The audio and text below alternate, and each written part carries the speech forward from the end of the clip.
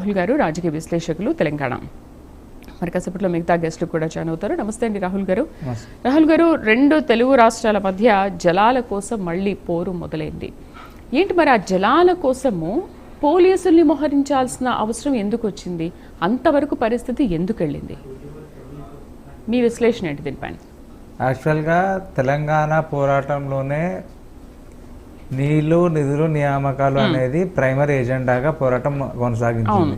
అందులో నీళ్ళు అనేది హార్ట్ తెలంగాణకి. సో కృష్ణా రివర్ ట్రిబ్యునల్ పెట్టింది దేనికండి? ఈ రెండింటి మధ్యలో ఉన్న డిఫరెన్సియేషన్స్ని, అంటే విడిపోక ముందు కృష్ణా జలాలు సరిగ్గా అందరికి అందాయి, విడిపోయిన తర్వాత నుంచే కదా సమస్య. వాటాల విషయంలో సమస్య వచ్చింది. ఉమ్మడిగా ఉన్నప్పుడు కలిసే ఉన్నాయి కాబట్టి ఈ కృష్ణా రివర్ ట్రిబ్యునల్ మేనేజ్మెంట్ దేనికి పెట్టారు? అది ఖచ్చితంగా ఆ బోర్డ్ అనేది దీనికో సొల్యూషన్ చూపించాలని పెట్టారు. సో దానివల్ల కాకపోతే తెలంగాణ సర్కారు సుప్రీంకోర్టుకి వెళ్ళారు. మీరు గుర్తుండొచ్చు, సుప్రీంకోర్టుకి వెళ్ళినప్పుడు సుప్రీంకోర్టులో కోర్టులో స్టే ఉంది కాబట్టి మేము ఎటువంటి లాజిస్టికల్ కానీ లీగల్ డిసిజన్ తీసుకోలేము కాబట్టి మీరు విత్డ్రా చేసుకోండి, దాన్ని బట్టి మనం మళ్ళీ కూర్చొని మాట్లాడుకొని దానికంటూ ఒక పరిష్కారం చేద్దాం అన్నారు. సరే అని చెప్పి కోర్టు వాపస్ తీసుకున్నారు.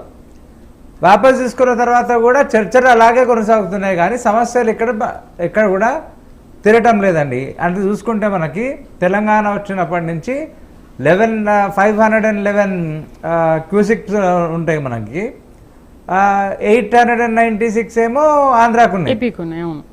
ఆ తర్వాత కూడా మనం పానీ బచావ్ ఆందోళన 2 లక్షల మందితో అవన్నీ కూడా ప్రొటెస్టులు చేయడం జరిగింది. ఆ తర్వాత రాజేష్ కుమార్ శర్మ గారి కమిటీ ఏమని చెప్పిందండి క్లియర్గా, ఒక పొలిటికల్ పార్టీని ఎస్టాబ్లిష్ చేసిన తర్వాత ఆ పొలిటికల్ పార్టీకి సంబంధించిన వాళ్ళ నిధుల కొరత, నీళ్ళ కొరత అవుతుందో సమానంగా వాటిని పనిచేయండి అని చెప్పి కమిటీ చెప్పిన తర్వాత కూడా ఇంకా డిలే చేస్తుందంటే ఇది రాజకీయ దుశ్చర్య కాకపోతే ఇంకేంటండి? It's a political game. Central government తలుచుకుంటే they can make it DPR, detail project report చేసి ఒక అనాలిసిస్ చేసి ఒక హై లెవెల్ కమిటీని పెట్టి దీన్ని పరిష్కారం చేయలేరా అండి?